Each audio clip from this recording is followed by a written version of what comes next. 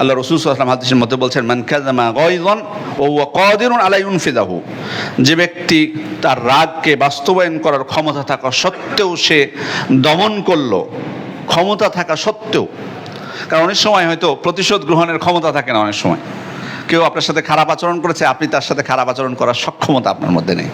কিন্তু এখানে এটা ভিন্ন চিত্র, সক্ষমতা আছে, আপনি প্রতিশোধ গ্রহণ করতে পারবেন, আপনার সেই ক্ষমতা আছে, কিন্তু এরপরেও আপনি আপনার রাগকে দমন করছেন, আপনি ক্ষমা করে দিচ্ছেন। এর পুরস্কার কি? আল্লাহ রাসূল সাল্লাল্লাহু আলাইহি ওয়াসাল্লাম বলছেন, দাআহুল্লাহু আলা রুউসিল খালায়েক ইয়াউমাল কিয়ামা,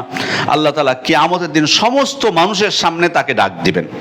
হাত্তা ইউখায়্যিরুহু মিন আইয়িল হুরি শাআ, এরপর তাকে বলবেন যে তুমি তোমার নিজের ইচ্ছা মতো একজন হুরকে পছন্দ করে নাও।